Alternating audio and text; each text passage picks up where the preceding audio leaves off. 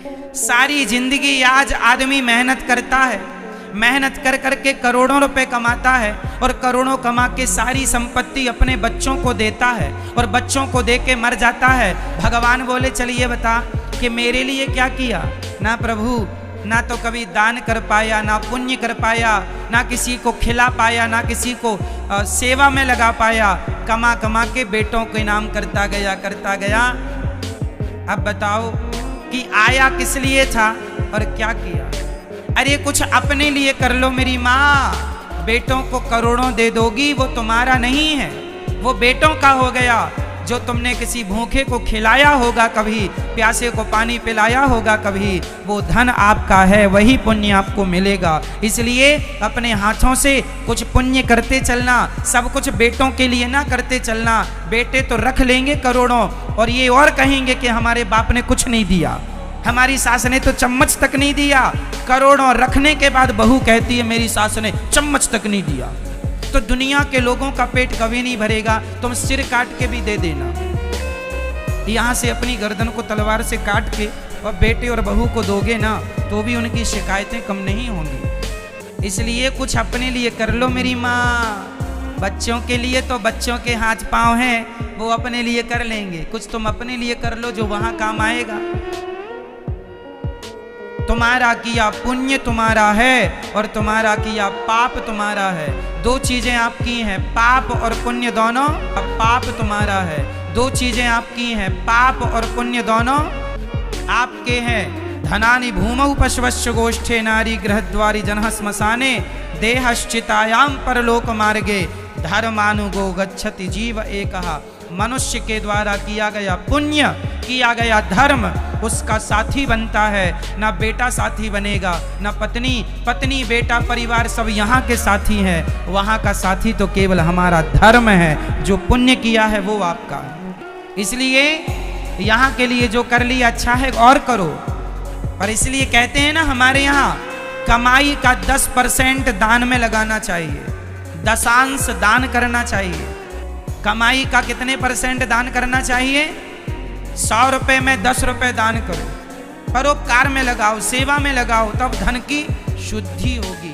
और ये सबके लिए है।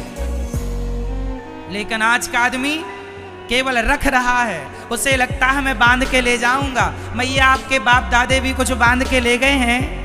बोलो मेरी माँ, तो फिर आप लोग कुछ ले जाओगी? है कुछ प्लानिंग? फिर क्यों हाय हाय करके मर रही हो? क्यों 2-2 इंच जमीन के लिए झगड़ा चल रहा है? जब बांध के कुछ नहीं ले जाना तो किस बात का विवाद है? किस बात का मनमुटाव है? किस बात का झगड़ा है? जो ले जाना है वो कौन सा धन जाएगा? पायो जी मैंने राम रतन धन पायो, वो धन तुम्हारे संग जाएगा। वो कमा लो जितना कमा सको, नेकी का, परोपकार का, सेवा का। वरना जो 100 साल की तुम्हारी उम्र है ना मेरी माँ, जब इसका हिसाब ईश्वर मांगेंगे तो दे ना पाओगे। अच्छा बताइए, आपकी जितनी उम्र है, इस उम्र में अभी तक आपने क्या ज्यादा किया है, पुण्य की पाप? भैया बताओ, अपने से बताओ, हमें सुनने की, हम क्या करेंगे जान के। आप अपने से बता लो कि आपने ज्यादा क्या किया है इतनी उम्र में अभी तक, पुण्य किया कि पाप किया?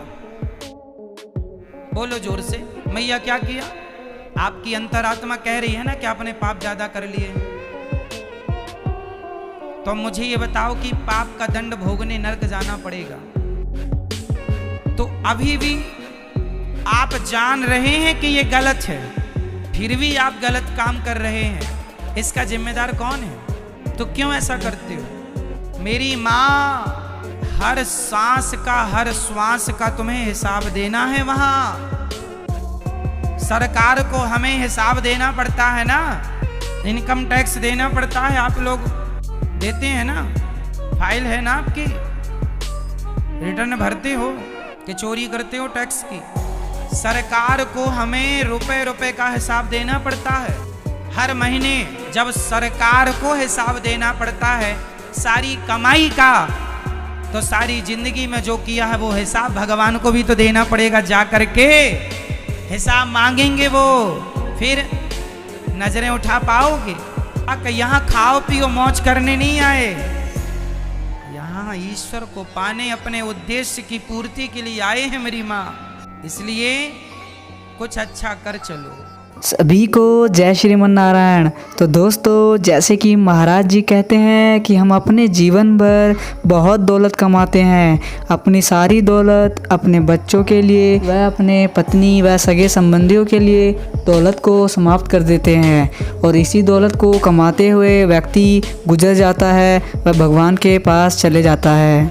और जब भगवान के पास जाता है तो दुर्भाग्यवश वह अपनी इस दौलत को लेकर नहीं जाता भगवान के पास, वह केवल लेकर जाता है तो केवल अपने द्वारा कमाए गए पुण्य को व अपने द्वारा कमाए गए पाप को। तो दोस्तों, जब भगवान जी हमारे पुण्य व पाप को ऊपर बराबर तोलते हैं तो अगर हमारा पाप ज़्यादा होता है तो हमें भगवान हमारे लिए बुरे निर्णय लेता है, और जब हमारे पुण्य ज़्यादा होता है पाप से तो भगवान हमारे लिए अच्छा निर्णय लेता है। इसलिए दोस्तों, हमें अपने जीवन में दौलत भी कमाना है, वह अपने परिवार सगे संबंधियों को लेकर भी चलना है, और साथ ही में हमें पुण्य भी करना है। पुण्य हमें इतना करना है कि हमारे जो पाप है वो हमेशा कम ही रहे। बाकी में दोस्तों, जो हम गुजर जाएंगे, हमारे साथ हमारी दौलत नहीं जाएगी बल्कि हमारे साथ जाएंगे हमारे पुण्य व पाप। तो इसीलिए दोस्तों, हमें अधिक से अधिक पुण्य करना है, और पुण्य करने के बहुत से तरीके होते हैं, जैसे कि किसी को आर्थिक सहायता प्रदान करना, गौदान करना, लंगर लगाना, भूखे को खाना खिलाना, प्यासे को पानी पिलाना इत्यादि। तो उम्मीद करता हूँ आपको वीडियो पसंद आई। वीडियो पसंद आई तो वीडियो को लाइक कर लीजिएगा। अपने चैनल को सब्सक्राइब नहीं किया तो चैनल को सब्सक्राइब भी कर लीजिए, और दोस्तों के साथ वीडियो को शेयर भी कर दीजिए। तो मिलते हैं इसी तरह की दूसरी वीडियो में। शुक्रिया आप सभी का यहाँ तक वीडियो देखने के लिए।